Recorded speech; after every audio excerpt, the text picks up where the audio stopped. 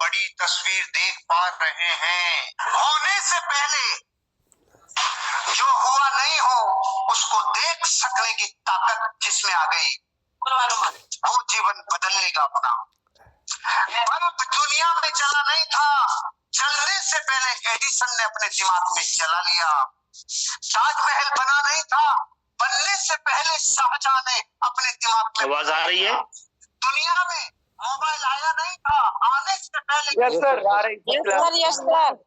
दुनिया नहीं लिया था, उससे पहले किसी के दिमाग की उपज थी। वर्तमान में आप जो भी दिख रहा है वो कभी न कभी किसी के दिमाग में पहले दिखा था। दुनिया की हर तस्वीर जो आज बन चुकी वो पहले कभी न कभी किसी के विजन में, किसी के दिमाग में आई थी। आपने अगर जिंदगी में अपने आप को करोड़पति देख पा रहे हो तो बनोगे, अपने आप को अरबपति देख पा रहे हो तो बनोगे, अपने आप को एक पोटेंशियल वाला लीडर देख पा रहे हो तो बनोगे, अपने आप को अगर करोड़पति, अरबपति, एक कामयाब व्यक्ति, एक अमीर और कामयाब पर्सन देख पा रहे हो तो दुनिया की कोई ताकत आपको अमीर और कामयाब बनने से रोक नहीं सकती। और अगर देख नहीं पा रहे हो तो किसी की आंखों में डूब के देखो, अपनी ऑर्गेनाइजेशन के मालिकों के विजन को देखो, अपने सीनियर की आंखों से विजन उधार लो, क्योंकि धृतराष्ट्र को भी महाभारत का युद्ध दिखता नहीं था। उसने संजय की आंखों में झांक कर डूब कर देखा कि महाभारत का युद्ध कैसा चल रहा है। आपको भी अगर नहीं दिखता तो अपने जीवन में अपने रोल मॉडल्स की लाइफ को देखो, कितने लोगों ने संघर्ष के बाद भी अपने जीवन को बनाया है, ऐसे लोगों की बायोग्राफीज को देखो।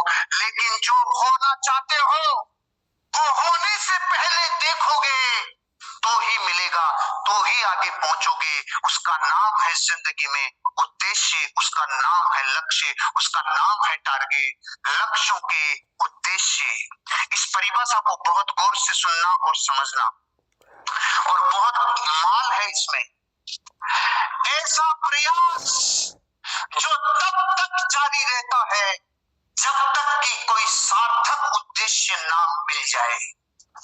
एक ऐसा प्रयास जो अनवरत और लगातार जारी रहता है और तब तक जारी रहता है जब तक कोई सार्थक उद्देश्य ना पा लिया जाए, उस प्रयास को ही लक्ष्य कहा जाता है। मेरे जीवन की आज तक की किसी भी लक्ष्य और उद्देश्य को डिफरेंशिएट करते हुए मेरी लाइफ को सबसे ज्यादा प्रभावित करने वाली परिभाषा है ये जो आप स्क्रीन पे भी देख रहे हैं। एक ऐसा प्रयास जो तब तक किया जाता है जब तक कि कोई सार्थक उद्देश्य मिल नहीं जाए, उस प्रयास को लक्ष्य कहा जाता है। आज तक हम लक्ष्य और उद्देश्य दोनों एक ही समझते थे। लक्ष्य तो वो प्रयास है जो उद्देश्य को पाने के लिए अपने आप को खपा दिया जाता है, अपने आप को पूरा का पूरा न्योछावर कर दिया जाता है। जो उद्देश्य है जिंदगी का, उस तक जाने के रास्तों को, उस तक जाने के प्रयासों को, उस तक जाने के लगातार मेहनत को आपका लक्ष्य बोला जाता है। आपकी जिंदगी में कोई भी एक क्रिस्टल क्लियर गोल अगर है तो आज आप और हम उसको निर्माण करेंगे, उसकी मूर्ति बनाएंगे, उसको जिंदगी में एक दिन जीवित होना होगा। ये प्रयास अब हम अगले 1 घंटे करेंगे। चाय से पहले लगातार ये बात करेंगे कि आप और हम क्या तो देख पा रहे हैं। आप में से कोई भी व्यक्ति मुझे ये बताए, आप अपने जीवन में अपने आप को कितना कमाते हुए देख पा रहे हैं। कितना कमाते हुए का मतलब है फिगर चाहिए, डायलॉग नहीं चाहिए। फिगर चाहिए, कभी कभी उपदेश नहीं चाहिए होता है, उपचार चाहिए होता है। मुझे अभी फिगर चाहिए।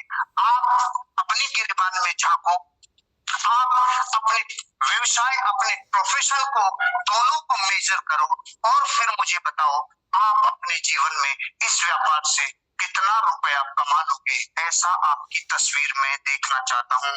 कंपटीशन नहीं चाहिए, अड़ोसी पड़ोसी ने कितना बोला वो नहीं चाहिए। मैं आपको आपकी नजरों से देखना चाहता हूँ। इसमें कोई आदमी छोटा बड़ा नहीं होगा, बस आपका कितना विश्वास है, कितना अभी दिख पा रहा है। किसी को कम भी दिख पा रहा है तो उसमें हार जीत वाली बात नहीं है, क्योंकि मुझे भी 20 साल पहले एक बाइक दिखती थी। मुझे एक बाइक ही चाहिए थी जो 150-200 किलोमीटर की रफ्तार से चले। मुझे वो ही दिखती थी, उससे आगे कुछ नहीं दिखता था। वो ही मेरा जिंदगी का उद्देश्य था और उस तक प्रयासों को मैंने करके लक्ष्य को करके वहां तक पहुंचना था, मुझे इतना दिख रहा था। इसका मतलब ये नहीं है कि मैं ड्रीमर नहीं हूं, लेकिन मैं आज जानना चाहता हूं आज आपसे, आप अपने आप को कितना रुपया आंकते हैं इस व्यापार से, इस व्यवसाय से? यस, बताइए भाई साहब। 6-7 करोड़ रुपया आप इस व्यापार से कमाएंगे। Very good sir. Yes sir. साल के 50 लाख रुपए का आपको अभी पिक्चर दिख रही है। Very good, wonderful sir. Yes, 3 साल में 1,64,00,000 सीधा क्रिस्टल क्लियर। हाँ, सारे खर्चे काटने के बाद। Wonderful sir. अगले 2 साल में 1 करोड़, अगले 2 साल में 1 CR। Wonderful sir. Yes Lakshman. दिसंबर 2021 तक 25 लाख रुपए, दिसंबर 2021 तक 25 lakh rupees per month. Wonderful sir, very good. Tiger चीता सब सो गए क्या? Yes sir, per month lakh रुपए। Very good sir, wonderful wonderful, awesome. Yes sir, दिसंबर 2020 तक आने वाले 9 महीने में 5 लाख रुपए पर मंथ जाना चाह रहे हैं। यस सर, 2020 के बाद 2020 के एंड होते होते अगस्त 2020 तक आपको महीने का 2 लाख रुपए। वेरी गुड सर, बहुत क्रिस्टल क्लियर बोल रहे हैं। 4 साल में 3 CR अंदर आना चाहिए। Very good sir, wonderful. Yes sir, जोर से बताइए जल्दी। 1.5 लाख रुपए पर मंथ। वंडरफुल सर, कितना देख पा रहे हैं, कितना देख पा रहे हैं, बताइए सर जल्दी। 2020 तक 20 लाख टोटल, प्लस एक गाड़ी sir. Wonderful wonderful, very good. अभी मैं रुपए में पूछ रहा हूँ, गाड़ी पे भी आ रहा हूँ। Alright, yes sir. वो वाली लाइन बिल्कुल पूरी सुनाट है, उस वो वाला कोना वास्तु के हिसाब से बिल्कुल डेंजर है, ये पूरी रो। यस सर, 30 मई 2024 तक 25 लाख पर मंथ 2024 तक। वेरी गुड सर, बहुत मेजरेबल, बहुत ही क्रिस्टल क्लियर है। यस सर, 2021 तक 15 लाख रुपए टोटल कमाना। Wonderful sir. Yes sir, yes sir, good, very good. और कोई है जिसको बताना है कि मुझे इतना रुपया? यस सर, 2020 का जॉब क्यों करना है, 20 लाख रुपए। Very good sir, wonderful. एक पीछे पैसा है। यस, 1 लाख रुपए। जिस इंसान ने डिक्लेयर कर दिया, कायनात को उसको देना होता है, अगर वो लेने के लिए अपने प्रयासों को बढ़ा देवे। अगर आपने डिक्लेयर कर दिया, वार डिक्लेयर कर दिया, अपने अपने सपनों के लिए आपने जंग डिक्लेयर कर दी, आपने जो चाहिए मेटेरियलिस्टिक वस्तु उसके लिए मार्केट में बोल दिया, तो पूरी दुनिया आपके सुई धागे लगा लगा के, आपके बम लगा लगा के वो दिलवा देती है। बाहरीकरण का मतलब ये है। तो आप में से अब वो लोग जो अपनी जिंदगी में एक अच्छी कार चाहते हैं, उस कार का मुझे नाम चाहिए, जो जिंदगी में आपको कार चाहिए। कौन सी? अवंती बाइक कार है, अवंती। Okay, yes. फॉर्च्यूनर लेंगे, अभी स्कॉर्पियो है और लेंगे अपन Fortuner. Very good sir, wonderful. हाँ सर, स्विफ्ट लेनी है। Very good. इसमें 2014 कलर बताया, मॉडल बताया।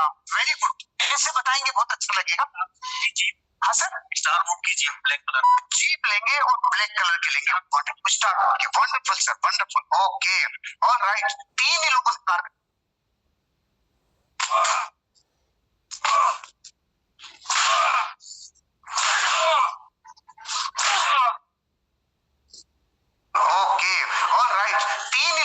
का बताइए।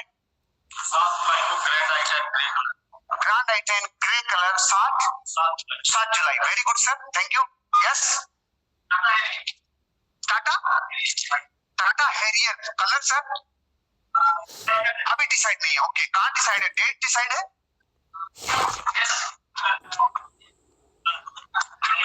21। कौन सा 21? 2021। ओके, और महीना मुहूर्त के हिसाब से देखिए। ठीक है sir, okay okay. Yes sir, yes sir. 3 महीने में आप, तो आप अपनी बोल रहे हैं, मैडम भी आपको कुछ बता रहे हैं? अपनी आपकी। अच्छा, ओके ओके ओके। मैंने कहा आप काफी बोल रहे हैं, तो कहीं 2 जनों का बोल रहे हैं। Alright sir, yes sir.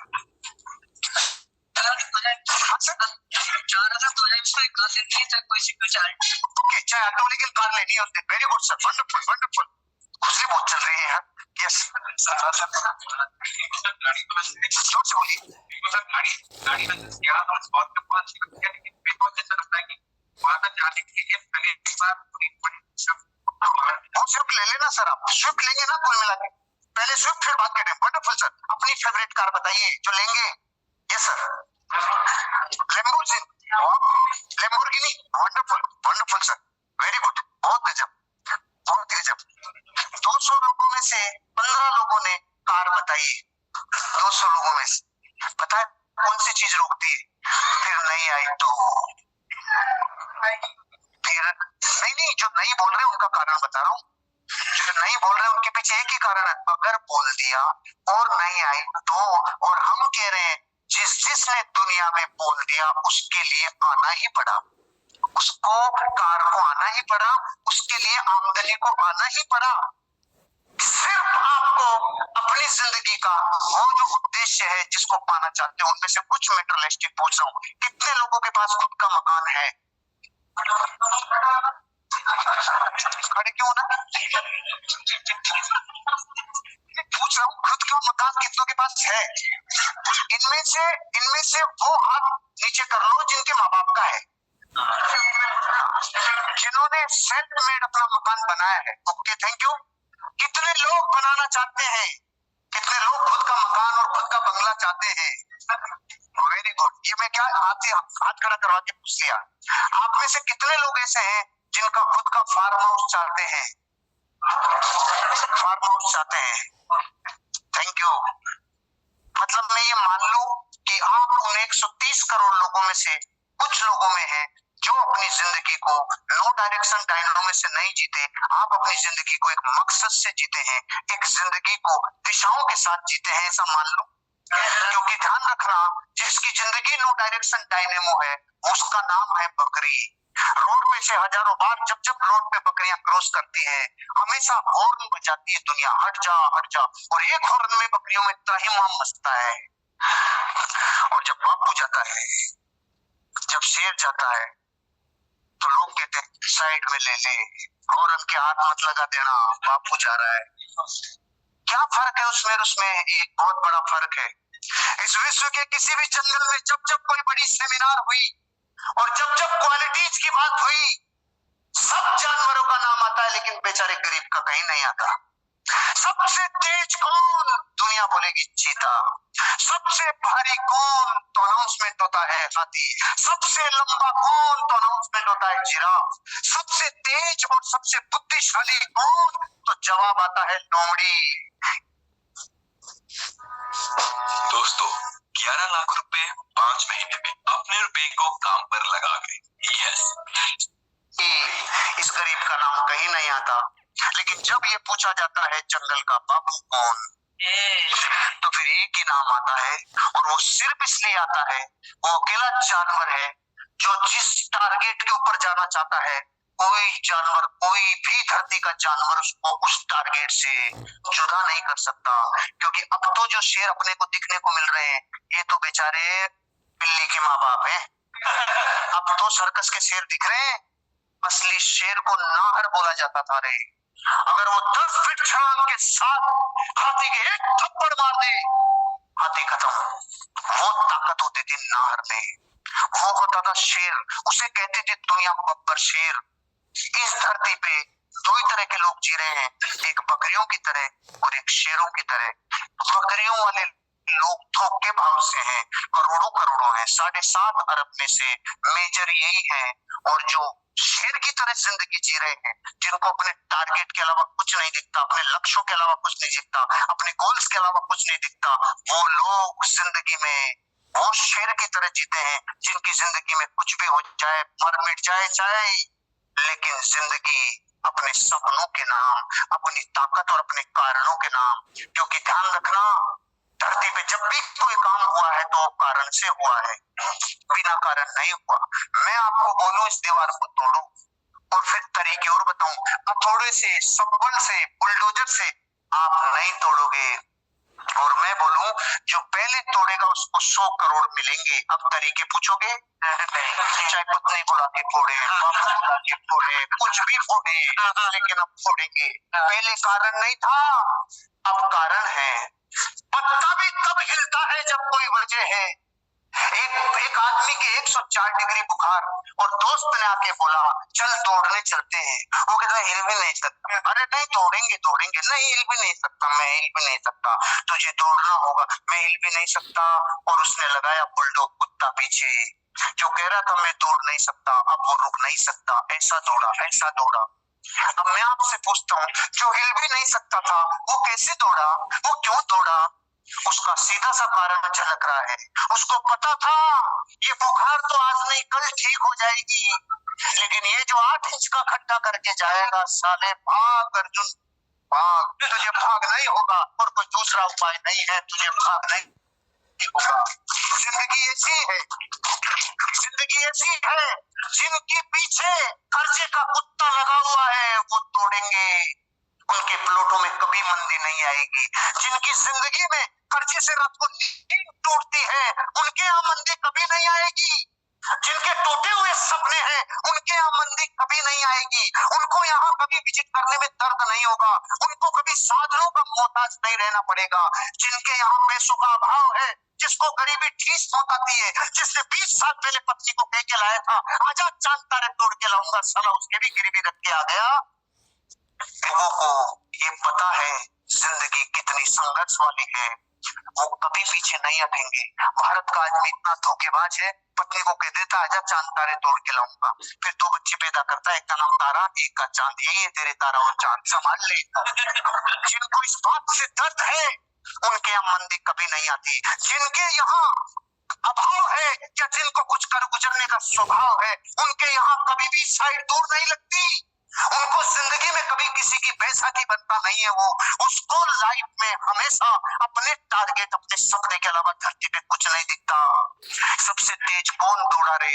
लोगों ने कहा जो सबसे बड़ा रनर होगा वो दौड़ा जिसके दोनों टांगे नहीं थी, जो जो रोड से दौड़ा लेकिन दौड़ने के पीछे की ताकत थी। बच्चा कैंसर से मर रहा था। विज्ञान कहती है 9 डेसिबल से ऊपर दर्द होगा तो इंसान मरेगा, और गर्भवती मां अपने बच्चे को जन्म देते टाइम 12 डेसिबल दर्द सहन करती है। आज तक विज्ञान ये तय नहीं कर पाई है क्यों नहीं मरी, क्योंकि होने से पहले जिस बच्चे की किलकारियां जिस मां के कानों में गूंज गई उसको धरती पे कोई दर्द कभी मार नहीं सकता। उनके हैं तकलीफें जिनके सपने नहीं, उनके हैं दर्द जिनको जिंदगी में कुछ आगे का दिखता नहीं, उनको लगती है ठंडी जिनकी जिंदगी अभी चल रही है, उनकी कट रही है, लेकिन उनको नहीं दिखता कोई संघर्ष जिसको लक्ष्य की तरफ जाना है और अपनी जिंदगी के सपने पूरे करने हैं। अगर आपके पास कोई कारण है, आप अमीर बनोगे, आप भी करोड़पति बनोगे, आपके पास भी गाड़ी बंगला होगा, लेकिन कब? जब कोई ऐसा उद्देश्य होगा जिसको पाने का प्रयास पूरे प्राणों से कर दोगे, पूरा झोंक दोगे अपने आप को।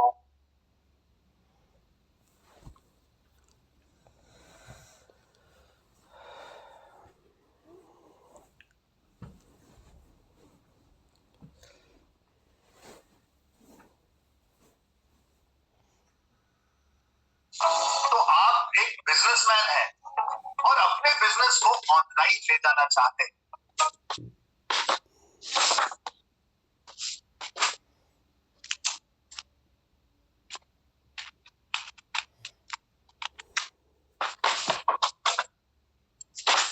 All leaders, good morning.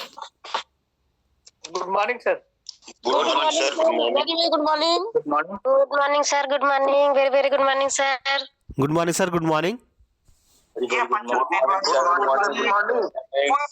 देखो जिनके नतीजे आपसे Very, very good morning.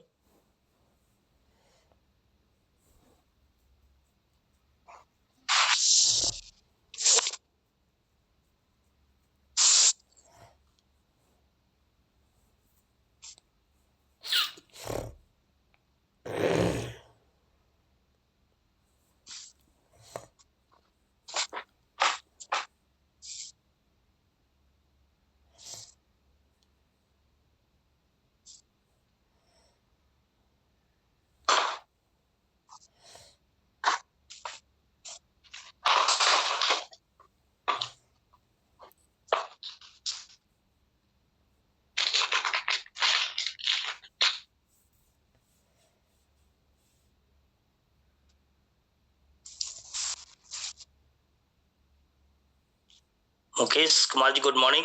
Chunilal ji good morning. Morning sir. Saroja ma'am good morning. Suresh Chand ji good morning. Good morning, sir. Very good morning. Morning good morning sir, good morning. Shankar ji good morning. Good morning sir, good morning. Good morning Sunita Pal ji good morning. Good morning, sir. Good morning Bakelal ji good morning. Harishchandra Kumar ji good morning. Good morning sir, good morning. Good morning very very good morning. Good morning sir. Good morning सभी leaders को good morning. Good morning sir, good morning. Good morning Good morning, sir. Good morning. Good morning. Good morning, sir. Good morning. Good morning ma'am good morning. Good morning, sir. Good morning good morning. Good morning.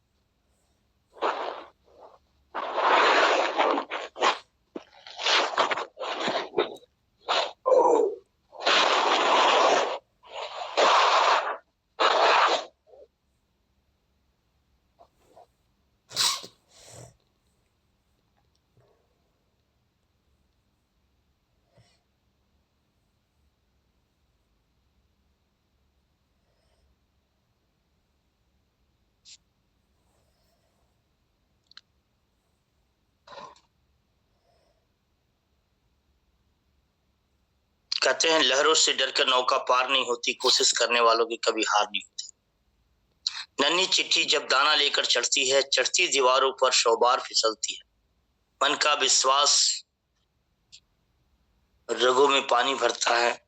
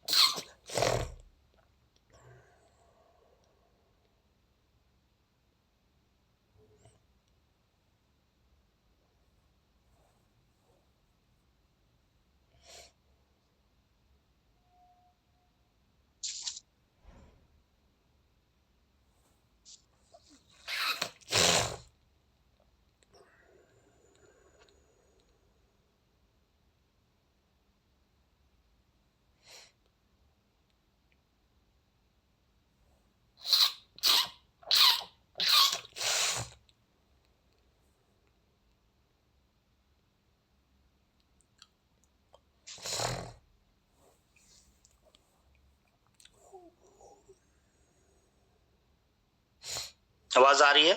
Good morning. अरे first class से आ रही है। लहरों से डरकर नौका पार नहीं होती, कोशिश करने वाले कभी हार नहीं होती। नन्ही चिट्ठी जब दाना लेकर चलती है, चढ़ती दीवारों पर 100 बार फिसलती है। मन का विश्वास रगों में साहस भरता है। चढ़कर गिरना, गिरकर चढ़ना कभी ना करता है। आखिर उसकी मेहनत बेकार नहीं होती, कोशिश करने वालों की कभी हार नहीं होती। असफलता एक चुनौती है, स्वीकार करो।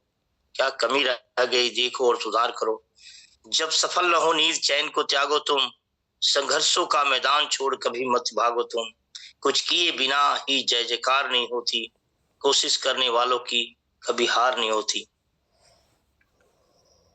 कोशिश करने वालों को कभी हार नहीं होती। तो दोस्तों कोशिश करने वालों को कभी हार नहीं होती है। कोशिश करते रहें जिंदगी में बहुत जबरदस्त तरीके से।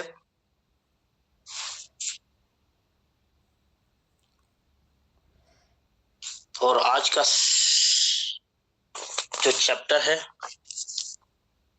वो है विजेता और एहसासमंद होते हैं।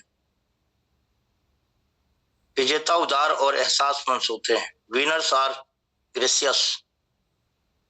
याद रखिए, विजेता उदार होते हैं। वे कभी अपने बारे में डींगे नहीं हाँकते। वे अपनी साथी और विपक्षी खिलाड़ी दोनों को पूरा सम्मान देते हैं और प्रशंसा करते हैं।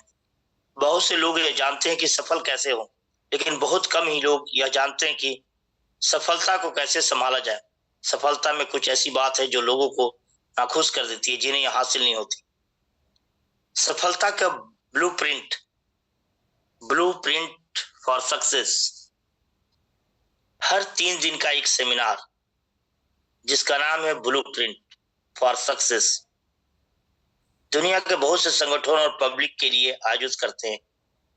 यह इस सिद्धांत पर आधारित है, जीतने वाले अलग काम नहीं करते, वे हर काम को अलग ढंग से करते हैं।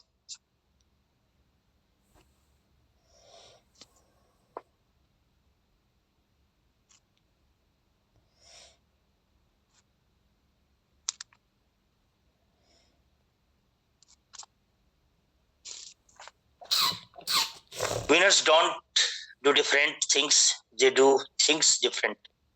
यह सिद्धांत इस सोच के जवाब में आया, जीत ही सब कुछ है। इस फिलॉसफी को मानने वाले ही निष्ठा पर मुझे शक होता है। यह किलर इंस्टिंक्ट का गलत मतलब देता है। अगर आप किसी राह चलते इंसान से पूछें किलर इंस्टिंक्ट का मतलब क्या है, तो ज्यादा लोग यही जवाब देंगे, जैसे भी हो आपको जीतना है। रास्ते चाहे टेढ़ा हो या सीधा है, यह किलर इंस्टिंक्ट नहीं बल्कि पूरी बेईमानी है। एक अच्छे खिलाड़ी के लिए किलर इंस्टिंक्ट का मतलब है आप 100% नहीं बल्कि 200% मेहनत और कोशिश कीजिए।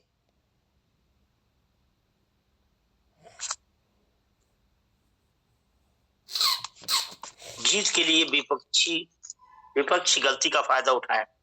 विपक्षी गलती का फायदा न उठा पाना एक गलती है, लेकिन जीत के लिए खेल के नियमों को तोड़ना या उल्लंघन करना किलर इंस्टिंक्ट नहीं, सरासर बेईमानी है।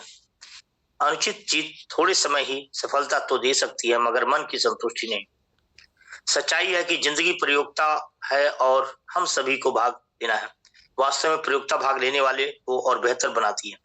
इसमें कोई शक नहीं कि उद्देश्य को तो जीतना होता है, मगर यह जीत ईमानदारी, उदारता, स्पर्धा, खेल के नियमों के अनुसार होनी चाहिए। विजेता कदमों के निशान छोड़ जाते हैं। विनर्स लीव ए लेगेसी। महान लोग अपनी पहचान पीछे छोड़ जाते हैं। विजेता इस बात को महसूस करते हैं कि कोई अकेला ही इसे हासिल नहीं कर सकता। हालांकि चैंपियनों को मेडल मिलते हैं, लेकिन वे जानते हैं कि उनकी सफलता के पीछे बहुत सारे लोग का हाथ है, जिनके बिना यह संभव कुछ न हो पाता। उनके शिक्षक, माँ बाप, कोच, प्रशंसक और उनके गुरु। विजेताओं की सहायता करने वालों का कर्ज अदा नहीं किया जा सकता। विजेता के पास अपना आभार जताने की एक ही रास्ता है कि वो अपने आने वाली पीढ़ियों का सही मार्गदर्शन करे। यह कविता इस बात को साफ जाहिर कर देती है कि रास्ता बनाने वाला, द ब्रिज बिल्डर, एक बुजुर्ग जो एक सुनसान सड़क पर जा रहा था। शाम होते होते ठंडा और निठुरता पहुंचा। एक लंबे गहरे और चौड़े दर्रे के करीब, जिसके अंदर तेज पानी बह रहा था। बुजुर्ग ने शाम की धुंधली में उसे पार किया। पानी की धारा से उसे कोई डर नहीं लगा, मगर वह पीछे मुड़ा सुरक्षित पार कर जाने के बाद और उन लहरों के आर पार एक पुल बनाया। वो बुजुर्ग एक साथी यात्री ने उसे पुकारा, तुम इसे बनाने में बेकार मेहनत कर रहे हो। तुम्हारी यात्रा दिन के ढलते ही खत्म हो जाएगी और फिर तुम कभी इस रास्ते पर नहीं गुजरोगे। तुमने इस चौड़े और गहरे दर्रे को पार कर लिया है, तुम इस धारा पर पुल क्यों बना रहे हो? उस बुजुर्ग ने अपनी सीट को उठाकर कहा, प्यारे दोस्त, जिस रास्ते से मैं आया हूँ उस राह में मेरे पीछे आ रहा है एक नौजवान जिसे यहीं से गुजरना है। यह दर्रा जो मेरे लिए मुश्किल रहा है, उस सजीले नौजवान के लिए बड़ा खतरनाक हो सकता है। उसे भी शाम के धुंधलके में पार करना पड़ेगा। मेरे दोस्त, मैं यह पुल उस नौजवान के लिए बना रहा हूं।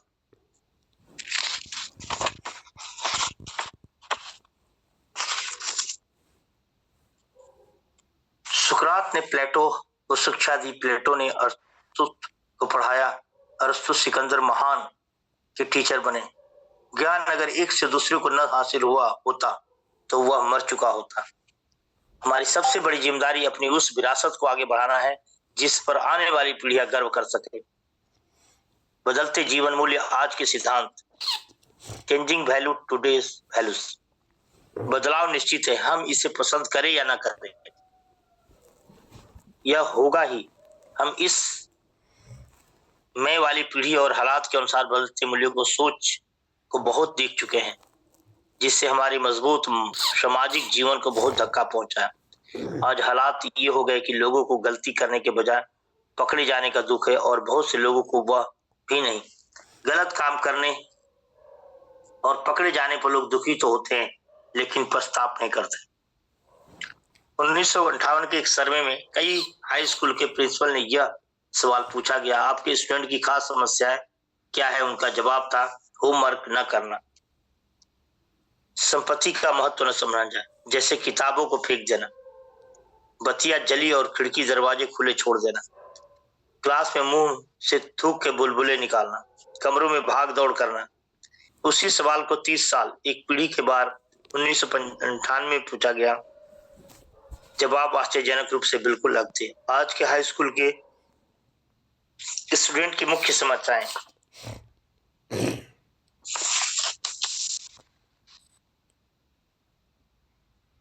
अबॉर्शन, एड्स, रेप्स, ड्रग्स, हिंसा की वजह से मौत का डर, हत्या, बंदूकों चाकू, स्कूल में डर, सफल इंसान बनने की कोशिश करने के बजाय सिद्धांतों वाला इंसान बनने की कोशिश की।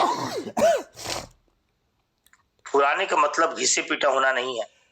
Old value are not absolute. कुछ लोग जिम्मेदारी, निष्ठा, कमिटमेंट और देशभक्ति जैसे नैतिक मूल्यों को पुराना समझते हैं।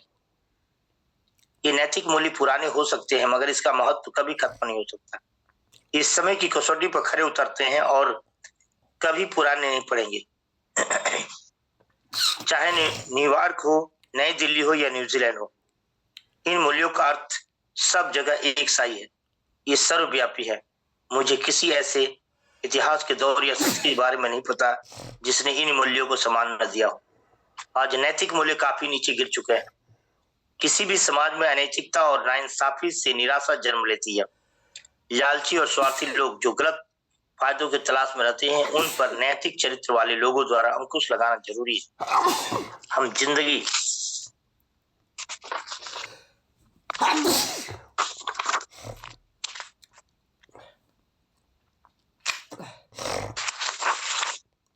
के रास्ते भटक गए हैं।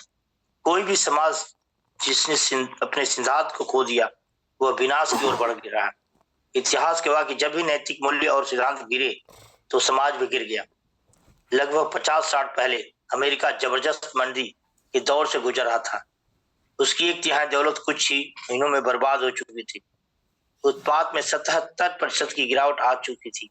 1/4 मजदूर बेकार हो गए थे। कई शहरों में स्कूल चलना भी मुश्किल हो गया था। न्यूयॉर्क के 20% स्कूली स्टूडेंट पोषक की कमी के शिकार हो चुके थे। इस समय तो 34 मिलियन आदमी मौत और बच्चे बगैर किसी आमदनी के थे। फिर भी इन गहरी मुश्किलों के दिनों में भूख, तपिश और पीड़ा के बीच फ्रैंकलिन रूजवेल्ट ने अपने राष्ट्र के लोगों से रेडियो पर कहा, ईश्वर का शुक्र है कि हमारी मुश्किलें सिर्फ भौतिक और सांसारिक है चीजों को लेकर। अच्छाई क्या है? What is goodness? अगर हम एक सर्वे करें और लोगों से पूछें क्या आप अच्छे हैं, तो ज्यादा लोगों का जवाब होगा हाँ। उनसे पूछे कौन सी चीज उन्हें अच्छा बनाती है, तो जवाब होगा मैं धोखा नहीं देता इसलिए मैं अच्छा हूं, मैं झूठ नहीं बोलता इसलिए मैं अच्छा हूं, मैं चोरी नहीं करता इसलिए मैं अच्छा हूं। अगर आप ऊपर दिए जवाब को जांचें और परखें तो पाएंगे कि उनमें ज्यादा दम नहीं है। उस आदमी के बारे में सोचे जो कहता है मैं धोखा नहीं देता, जिसका सिर्फ यही मतलब कि वो धोखेबाज नहीं है। और वे लोग जो कहते हैं कि हम झूठ नहीं बोलते और चोरी नहीं करते, इसका मतलब सिर्फ है कि वे झूठे और चोर नहीं है। मगर इतनी सी बात से वे अच्छे नहीं बन जाते। एक इंसान अच्छा तब बनता है जब वो वास्तव में अच्छे काम करता है, न कि जब तक वो गलत काम नहीं करता। नैतिक मूल्यों वाला व्यक्ति वही होगा जिसमें सच्चाई, दया, साहस, निष्ठा, दूसरे के भाव समझने की क्षमता, विनम्रता, ईमानदारी और वफादारी जैसे गुण होंगे। इन खूबियों वाले इंसान अच्छे क्यों माने जाते हैं? ऐसा इसलिए क्योंकि ऐसे ही लोग भरोसेमंद होते हैं, न्याय के लिए खड़े होते हैं, जरूरतमंद की मदद करते हैं, अपनी और अपने आसपास के लोगों की जिंदगी बेहतर बनाते हैं। अच्छाई को हर रूप में पहचानने के लिए खास स्टैंडर्ड और बेंचमार्क की जरूरत पड़ती है। ये बेंचमार्क नैतिक या कानूनी या दोनों ही हो सकते हैं। नैतिक बेंचमार्क सिर्फ गलत और सही के बीच के फर्क को ही नहीं बताते, बल्कि इसके बीच के दूसरे मूल्यों को साफ नहीं है कि समाधान करते हैं। क्या सही और क्या ज्यादा सही है, क्या बुरा और क्या ज्यादा बुरा है। हमारे सिद्धांतों का स्तर कितना ऊंचा है। आपको मालूम है कि आपके घर और रेलवे स्टेशन के बीच का किराया 64 रुपया है। आप पहले भी इतना ही दे चुके हैं और आप जानते हैं कि यही सही किराया है, मगर इस बार टैक्सी ड्राइवर 32 रुपये मांग रहा है। तो आप क्या करेंगे? आप किसी होटल में खाना खा रहे हैं और आपने 4 चीजें मंगवाई, मेरा चारों चीजें लाया, मगर गलती से उसने 3 ही चीजों का बिल बनाया। आप क्या कहेंगे?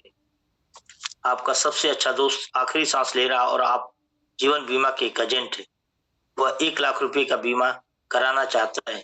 किसी को पता नहीं और न ही किसी को मालूम हो कि आपका दोस्त मरने वाला है। क्या आप उससे पॉलिसी बेचेंगे? हर सिद्धांत को कानून में नहीं बदला जा सकता। ऐसे हालात में आप अपने बच्चों को क्या सलाह देंगे? और जो सलाह देंगे, क्या आप वैसा ही व्यवहार अपने जीवन में कर रहे हैं? जन्म के साथ ही नैतिकता की शिक्षा हमें मिलने लगती है और वह सारा जीवन साथ चलती है। क्या हम अपना नैतिक व्यवहार बदल सकते हैं? हाँ, हमें नैतिक शिक्षा की जरूरत है।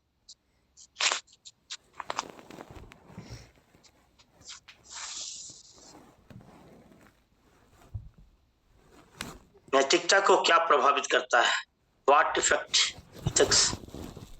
लालच, डर, दबाव।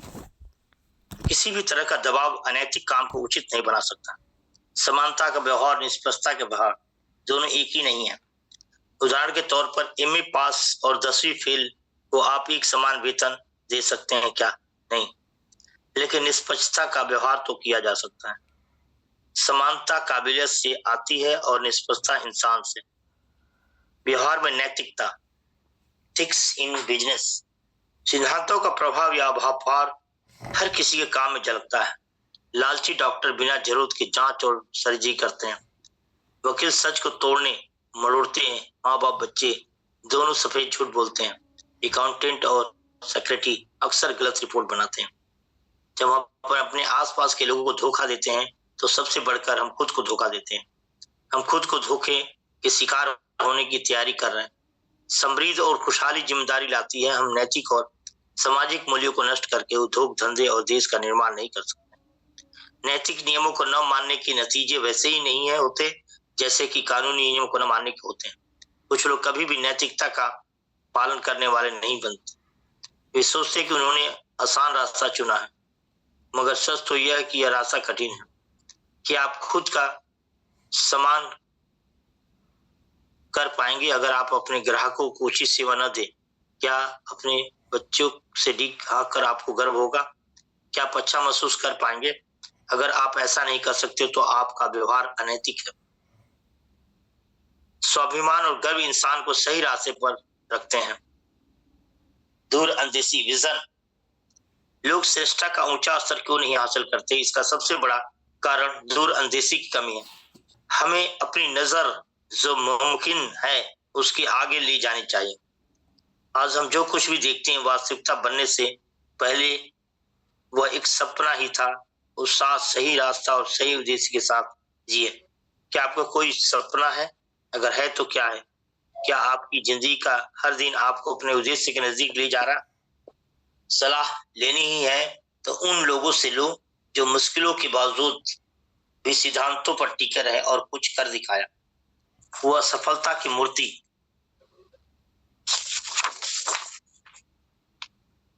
सफलता का रास्ता दिखाया जो खुद ही भटकी हुई है।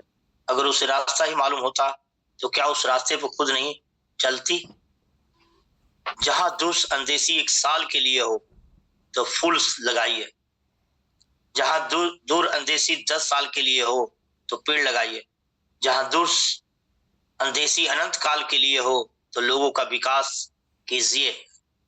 जहां दूर अंदेशी अनंत काल के लिए हो तो लोगों का विकास कीजिए।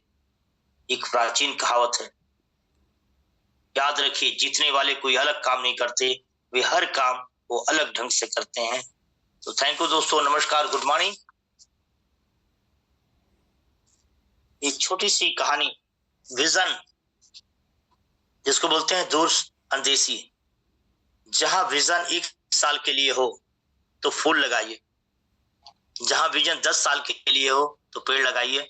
जहां विजन अनंत काल के लिए हो तो लोगों का विकास कीजिए। और दोस्तों, हम लोगों का यहाँ विकास कर रहे हैं कि हम लोग का विजन है अनंत काल के लिए, आने वाली 7 पीढ़ियों के लिए। तो थैंक यू दोस्तों, नमस्कार, good morning. Thank you sir, good morning sir, बहुत अच्छी बात है। Good morning sir, good morning. Good morning, very very good morning all leaders, good morning. Good morning. Good morning sir, good morning. Good morning, good morning, good morning. Good morning, welcome sir, बहुत अच्छी बात good है। Morning, good morning, very very good morning. ये books से खत्म हो चुकी है, ये 2 किताबें हम लोगों ने खत्म कर चुकी। जीत आपकी गुड थी मॉर्निंग सर, गुड मॉर्निंग। और लक्ष्य, good morning. Good morning sir, good morning. Good morning, good morning. अपने सपनों को जिंदगी में उतारें अभी। अच्छी सोच के साथ कदम विशेषता हासिल करने में खुद को आत्मविश्वास लाएं। अपनी कमजोरी को खूबियों में बदलकर सफलता हासिल करें। सही कारण के लिए सही कदम उठाकर अपनी ख्याति को बढ़ाएं। परिस्थितियों को अपने ऊपर हावी होने देने से बजाय उन पर काबू करना सीखें। अपने आसपास के लोगों के साथ परस्पर मान सम्मान बढ़ाकर आस्था और विश्वास को बनाएं। अपनी रुकावटों को हटाकर असरदार बनाएं। जो खुद को जांचने, परखने और बदलने की इच्छा रखते हैं, उन्हें तुरंत लाभ मिलता है। तो थैंक यू दोस्तों, नमस्कार, good morning all leaders, good morning. और morning sir, good morning.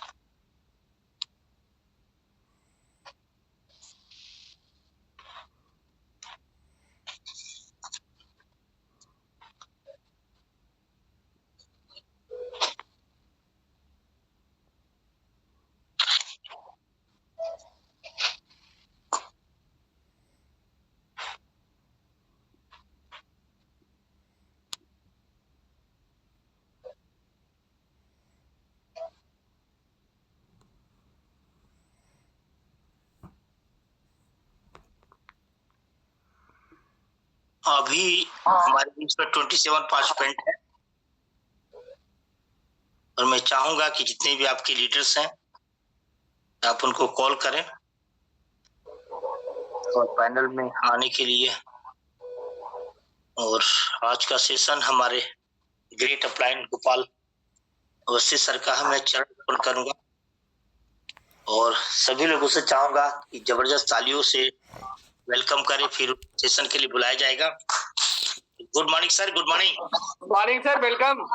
Good morning, good morning, very good morning, very good Good morning. morning, sir. Good morning sir, good morning, welcome जबरदस्त, good morning. Good morning sir.